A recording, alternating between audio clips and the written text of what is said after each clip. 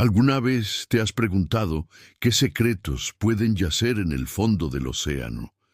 ¿Qué historias permanecen enterradas bajo toneladas de agua salada y silencio? Hoy te voy a contar sobre uno de los naufragios más escalofriantes y olvidados de la historia.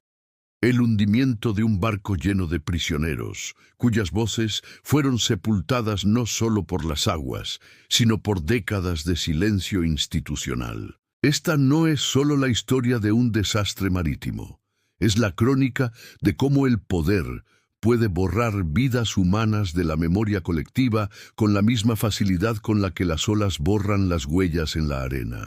El año era 1942 y el mundo se encontraba sumergido en los horrores de la Segunda Guerra Mundial. En medio de este caos global, miles de personas eran trasladadas como ganado humano a través de los océanos, muchas veces en condiciones que desafiaban toda noción de dignidad humana. Los barcos prisión se habían convertido en una realidad siniestra, embarcaciones que transportaban no solo criminales comunes, sino también prisioneros políticos, disidentes y personas cuyo único crimen había sido estar en el lugar equivocado, en el momento equivocado. Estos barcos operaban bajo un manto de secretismo que los gobiernos mantenían celosamente. No aparecían en registros oficiales de pasajeros, no tenían manifiestos públicos, y las familias de quienes viajaban en ellos rara vez sabían el destino final de sus seres queridos. Era como si estas embarcaciones existieran en una dimensión paralela, invisible para el mundo exterior, pero terriblemente real para quienes se encontraban encerrados en sus bodegas. El barco del que hablamos hoy era uno de estos fantasmas del mar. Una embarcación reconvertida apresuradamente para transportar prisioneros con compartimentos improvisados que más parecían jaulas que camarotes. Las condiciones a bordo eran infrahumanas. Hacinamiento extremo, ventilación insuficiente, comida escasa y agua racionada hasta límites peligrosos. Los guardias, muchos de ellos tan jóvenes e inexpertos como brutales, mantenían el orden a través del miedo y la violencia. Entre los prisioneros se encontraba una mezcla heterogénea de la humanidad. Había criminales comunes, sí, pero también intelectuales que habían osado cuestionar al régimen, trabajadores que habían participado en huelgas, jóvenes que habían distribuido panfletos, ancianos cuyo único delito había sido pertenecer a la etnia o religión equivocada. Cada uno llevaba consigo una historia, una familia que los esperaba, sueños truncados y esperanzas que se desvanecían con cada día que pasaba en alta mar. La travesía había comenzado en un puerto europeo cuyo nombre exacto permanece clasificado hasta el día de hoy. El destino oficial era una colonia penal en una isla remota, pero los documentos que han salido a la luz décadas después sugieren que el verdadero propósito del viaje era mucho más siniestro. Algunos historiadores especulan que se trataba de un experimento para probar los límites de resistencia humana en condiciones extremas, mientras otros creen que simplemente era una forma de deshacerse discretamente de personas consideradas indeseables. Durante los primeros días de navegación, los prisioneros intentaron mantener algún vestigio de humanidad. Se organizaron en pequeños grupos, compartían las escasas raciones, se contaban historias para mantener viva la esperanza. Algunos tenían habilidades médicas y atendían a los enfermos como podían. Otros, que sabían leer y escribir, enseñaban a quienes no habían tenido esa oportunidad. Era una comunidad forzada, pero comunidad al fin, unida por la desgracia común y la necesidad mutua de supervivencia. Sin embargo, conforme pasaban los días, las condiciones se deterioraron rápidamente. La comida comenzó a escasear más de lo previsto. El agua se volvió un recurso desesperadamente limitado, y las enfermedades empezaron a propagarse como fuego en un bosque seco. La disentería, el escorbuto y diversas infecciones cobraron sus primeras víctimas. Los cuerpos de los fallecidos eran arrojados al mar sin ceremonia alguna, como si fueran simple lastre del que había que deshacerse. Los guardias, inicialmente nerviosos pero controlados, comenzaron a mostrar signos de pánico conforme la situación se volvía más desesperada. Algunos desarrollaron una crueldad sádica, encontrando en la tortura de los prisioneros una válvula de escape para sus propios miedos. Otros, los menos, mostraron destellos de humanidad, compartiendo secretamente parte de sus raciones o permitiendo que los prisioneros salieran brevemente a cubierta para respirar aire fresco. Fue en la tercera semana de viaje cuando ocurrió lo impensable. Una tormenta perfecta se formó en el horizonte, una de esas tempestades que los marineros experimentados describen como la ira del océano personificada. Las olas alcanzaron alturas monstruosas, el viento ululaba como un coro de banshees y el barco comenzó a crujir de maneras que helaban la sangre incluso de los más valientes. El capitán, un hombre curtido por décadas en el mar, sabía que se enfrentaba a algo extraordinario. Ordenó que todos los prisioneros fueran encerrados en las bodegas más profundas del barco, supuestamente para su propia seguridad, pero en realidad para evitar que pudieran intentar apoderarse de los botes salvavidas en caso de emergencia. Esta decisión, tomada en un momento de pánico y prejuicio, sellaría el destino de cientos de almas inocentes. Cuando el barco comenzó a hacer agua, los primeros en darse cuenta fueron precisamente los prisioneros en las bodegas inferiores.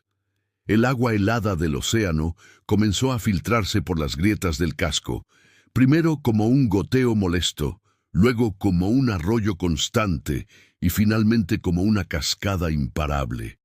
Los gritos de auxilio resonaron por toda la embarcación, pero las puertas de las bodegas permanecieron cerradas con llave. Arriba, en cubierta, se desarrollaba una escena de caos absoluto. Los guardias y la tripulación luchaban desesperadamente por salvar el barco, pero también por salvar sus propias vidas. Los botes salvavidas fueron preparados apresuradamente, pero había espacio solo para una fracción de las personas a bordo. La decisión de quién viviría y quién moriría se tomó sin deliberación. Primero la tripulación, luego los guardias y, si quedaba espacio, tal vez algunos prisioneros. Pero el océano no esperó a que completaran sus cálculos egoístas.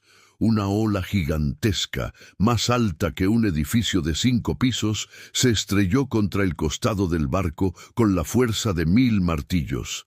El casco se partió como una cáscara de nuez, y el agua del mar se precipitó hacia el interior con una violencia que desafiaba toda descripción. En cuestión de minutos, el barco comenzó su descenso final hacia las profundidades abisales. En las bodegas, los prisioneros vivieron sus últimos momentos en una pesadilla de proporciones bíblicas. El agua helada subía inexorablemente, primero hasta los tobillos, luego hasta las rodillas, después hasta la cintura. Algunos intentaron desesperadamente romper las puertas, otros se abrazaron entre sí buscando consuelo en sus últimos instantes. Los más religiosos rezaron, los más pragmáticos intentaron encontrar algo que flotara, los más desesperados gritaron hasta que sus voces se ahogaron literalmente en el agua salada. Hubo momentos de heroísmo extraordinario incluso en medio de la tragedia. Un anciano profesor que había sido encarcelado por enseñar historia subversiva utilizó sus últimos minutos para calmar a un grupo de jóvenes aterrorizados, contándoles historias de valor y esperanza mientras el agua subía a su alrededor. Una mujer embarazada, cuyo crimen había sido ayudar a esconder a una familia judía, protegió con su cuerpo a una niña huérfana hasta el último segundo. Un médico prisionero administró las últimas dosis de morfina que había logrado esconder para aliviar el sufrimiento de los más débiles. Estos actos de compasión y valentía presenciados solo por otros condenados, nunca fueron registrados en ningún documento oficial. No hubo medallas, no hubo reconocimientos, no hubo siquiera nombres en lápidas, solo el silencio eterno del océano como testigo de la grandeza del espíritu humano en sus momentos más oscuros. Cuando el barco finalmente se hundió completamente, llevándose consigo a más de 800 prisioneros, solo unos pocos botes salvavidas permanecieron a flote en la superficie. En ellos viajaban menos de 50 supervivientes, principalmente guardias y tripulación, algunos de los cuales habían logrado salvar a un puñado de prisioneros en actos de redención de último minuto. Los supervivientes fueron rescatados 3 días después por un barco mercante que pasaba por la zona. Pero desde el momento en que pusieron pie en tierra firme, una conspiración de silencio comenzó a tejerse a su alrededor. Los informes oficiales hablaron de un accidente de navegación con pérdidas mínimas de vidas humanas.